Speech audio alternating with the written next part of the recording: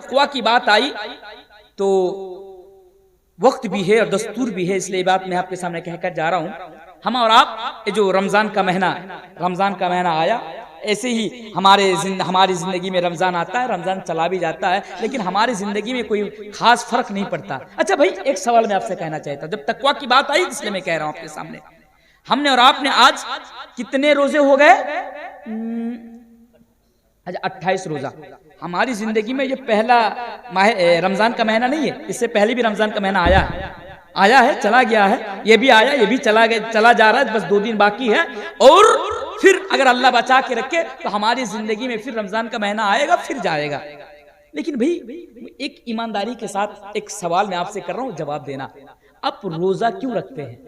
क्यों रखते हैं रोजा? बताइए, रोजा रखने के पीछे मकसद क्या है? किसी को मालूम है? किसी को? क्यों रखते हैं रोजा? आप कहेंगे मौलाना साहब रोजा इसलिए रखते हैं क्योंकि हमारे बाप दादा ने रोजा रखा, इसलिए रोजा रखते हैं। क्या यही रोजा का मकसद है? अल्लाह अकबर। दिन भर हम और आप भूखे प्यासे रहते हैं, लेकिन रोजा क्यों रखते हैं इसका मकसद हमें और आपको मालूम नहीं है। सहरी खा लेना, इफ्तारी कर लेना, समझ लिया चलो एक रोजा खत्म, फिर सहरी खा लिया, इफ्तारी कर लिया, चलो रोजा दूसरा रोजा खत्म। बल्कि यही रोजा का मकसद है मेरे भाई। रोजा का मकसद क्या मालूम है? उस आयत को आप उठाइए, अल्लाह तबारक व तआला कुरान करीम के अंदर बयान फरमाता है, या अय्युहल्लज़ीना आमनू कुतिबा अलैकुमुस्सियामु कमा कुतिबा अलल्लज़ीना मिन क़ब्लिकुम लअल्लकुम तत्तक़ून, ताकि तुम तक़वा इख्तियार करो। रोजा के जरिए से तुम्हारे अंदर तक़वा पैदा हो। बताइए आपके अंदर तक़वा है? बस 12 घंटा 13 घंटा के लिए तक़वा रहता है। अब देखिए तक़वा तो ये तो अल्लाह का डर है ना।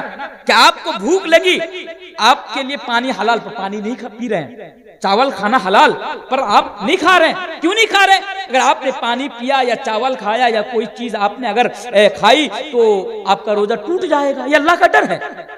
आप घर में भी रहते हैं, आपको प्यास लगती है, फिर भी पानी नहीं पीते घर के 4 दीवारी के अंदर, क्यों? क्योंकि अल्लाह देख रहा है, अगर पानी पी लिया तो रोजा खत्म हो जाएगा। भाई यहाँ तो अल्लाह को डर रहे हैं। फिर जब इफ्तारी करने के बाद, जब आप इफ्तारी करते हैं और इफ्तारी करने के बाद ये तक़वा कहाँ चला जाता है? कहाँ चला जाता है? फिर तक़वा खत्म। तो मेरे भाई तक़वा जो है ना, ये अल्लाह का तक़वा जो है 4 चीजों का नाम है। उनमें से एक चीज है अल खौफ मिनल जलील, अल्लाह का डर। अल्लाह का डर आप अपने अंदर पैदा कीजिए। और दूसरी चीज वो हुस्नुल खुल्क। अगर आप कामयाब होना चाहते हैं, अपना अखलाक, अपना किरदार को ऐसा बनाइए कि आपके अखलाक से यानी आपकी जात से किसी को तकलीफ ना पहुंचे। आप अपने आप को, अपने किरदार को ऐसा बनाइए।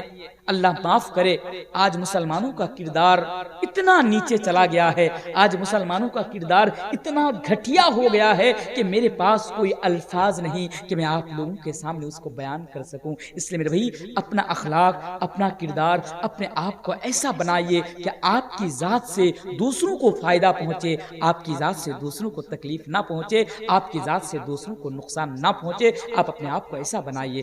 ये भी हो गई, 2 चीज हो गई। आइए तीसरी चीज पर मैं आपको लेकर आता हूं कि अगर आप जन्नत के अंदर कामयाब होना चाहते हैं तो आपको क्या करना पड़ेगा दुनिया के अंदर? दुनिया के अंदर आपको और एक काम करना पड़ेगा, और वो काम क्या है? आइए हदीस की रोशनी में मैं आपके सामने रखता हूं। ये मेरी लास्ट चीज है। अल्लाह के प्यारे नबी जनाब मोहम्मद रसूलुल्लाह सल्लल्लाहु अलैहि वसल्लम बयान फरमाते हैं, कुल्लु उम्मती यदखुलूनल जन्नत इल्ला मन अबा।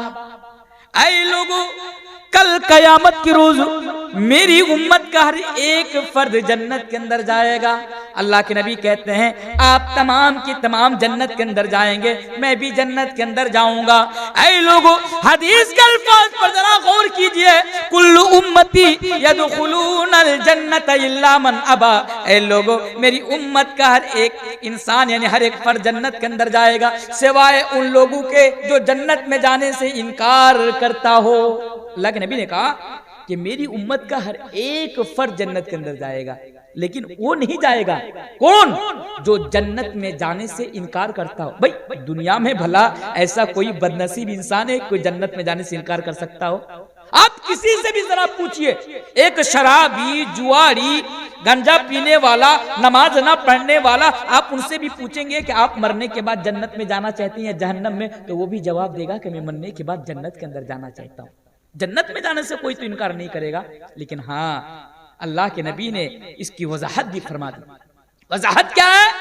मन अतानी दखलल जन्नह, दुनिया के अंदर जो मेरी इताअत करेगा आखिरत में जन्नत में जाएगा, यानी कामयाब हो जाएगा, जन्नत में जाएगा। और जो मेरी नाफरमानी करेगा वो जहन्नम में जाएगा, यानी वो जन्नत में जाने से इनकार कर रहा है। अब फैसला आपको करना है।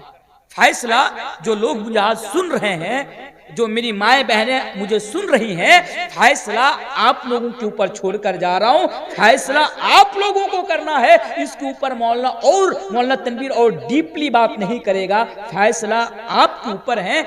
आप जरा अपने गिरिबान में झांक कर देखें कि आप अल्लाह के रसूल की इताअत कर रहे हैं या अल्लाह के रसूल की इताअत आप नहीं कर रहे हैं। अगर आप इताअत कर रहे हैं तो इंशाअल्लाह ताला आप जन्नत में जाएंगे, आप कामयाब होंगे। और अगर आपको लगे कि नहीं साहब हम तो मौलाना नहीं तनवीर साहब हम तो अल्लाह और अल्लाह के रसूल की इताअत और फरमाबरदारी नहीं कर रहे हैं, तो मेरे भाइयों इसमें कोई बात नहीं कि आप जहन्नम के अंदर जाएंगे, क्योंकि जन्नत में जाना हो रसूल की इताअत करनी है। जहन्नम में अगर जाना चाहते हैं रसूल की नाफरमानी कीजिए, आप जहन्नम के अंदर जाएंगे। बस इतनी सी बात थी मेरे भाइयों। 1.5 घंटा का वक्त, 1.5 घंटा से भी ज़्यादा का वक्त हो गया और ये रमज़ान का महीना है। और मैंने शुरू में ही कहा कि मैं आज बहुत दूर से सफ़र करके आपके यहाँ आया हूँ, क्योंकि मैं 8 बजे घर पहुँचा और फिर उसी हाल में मैं फ्रेश नहीं हुआ, खाना वाना खाए, फिर एक पंचायत थी, बस वहाँ पे कुछ देर गए और जाने के बाद फिर आपके यहाँ के लिए आ गए। बहरकैफ मैंने तो ये भी हबीब से कहा था, जो मुझसे प्रोग्राम लिया था, कि मैं आधा घंटा या पौने 1 घंटा तक आपके यहाँ रहूँगा। फिर भी अल्हम्दुलिल्लाह अल्लाह तबारक व तआला ने मुझे ये क़ुव्वत दी कि मैंने आपके सामने 1.5 घंटा तक मैंने एक मौजू के ऊपर, जो मेरा मौजू था कि आओ हम आखिरत की तैयारी करें, इसके ऊपर मैंने बहुत